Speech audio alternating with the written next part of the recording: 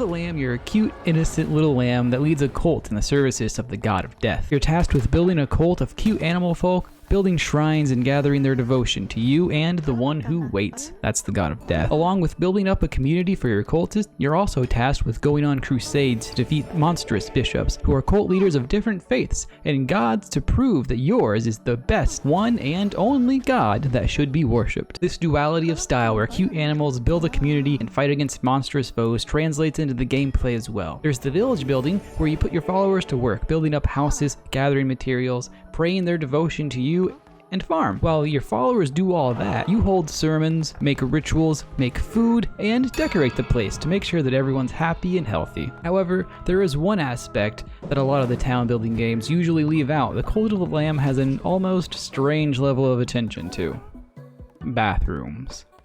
One of the 3 factors you have to manage in your settlement is hygiene. And at first, this means cleaning up poop, because your followers will just go wherever they want. Eventually, you'll be able to unlock an outhouse, but you'll still have to clean those regularly as well.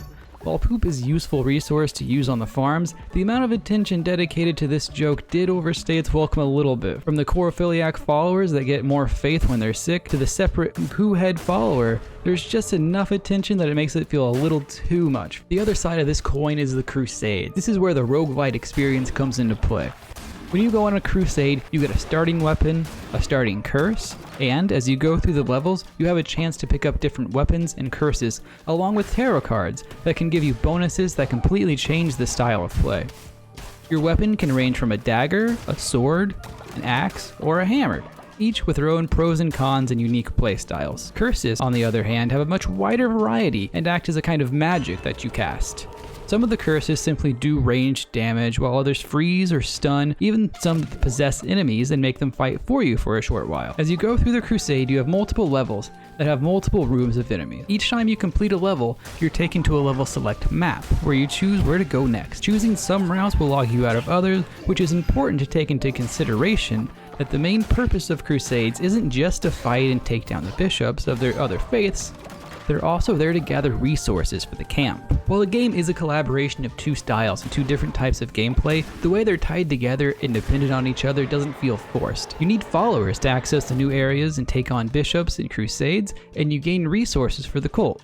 Yes, followers do count as a resource by going on crusade. Things that you gather out on the crusades, like followers, rocks, woods, food, contribute to the growth of the cult. Meanwhile, devotion, the resource gathered by performing your duties at the cult, will allow you to unlock new weapons and new curse types, as well as giving you the opportunity to turn some followers into demons to make the crusade easier. And no, this doesn't kill the follower like I thought it did, so there's no reason not to be using it. So the more you progress the settlement, the more self-reliant it becomes, and the stronger you become on crusades, which allows you to crusade more, and in turn, gather more resources and bring more followers back to the settlement, allowing the 2 distinct games to seamlessly work together and motivate you to spend time working towards both of them. It's important to keep in mind that Cult of the Lamb is an indie game, made by a small group of people.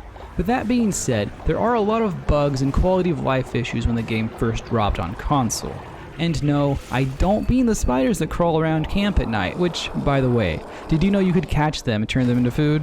But most of the problems have been addressed with patches at this point. However, when the game first came out, there were a lot of frame rate issues if you wanted to play it on anything but PC if you had too many followers. This made the game absolutely unplayable for those suffering from it. There were also a few cases of people accidentally skipping story elements of the game that left them unable to complete tasks, leaving them soft-locked in the game. However, the speed at which the small team dealt with these issues was impressive, regardless of if they should have launched with these potential issues. Momentum is a very important thing for an indie studio, and Massive Monster had a lot of it going into the Cult of the Lamb's release date, so it makes sense that they wouldn't want to delay the game. Even with all those early problems though, at the end of the day, the game's fun. The Crusades offer a fun challenge and give you different enemies to fight and strategies to try.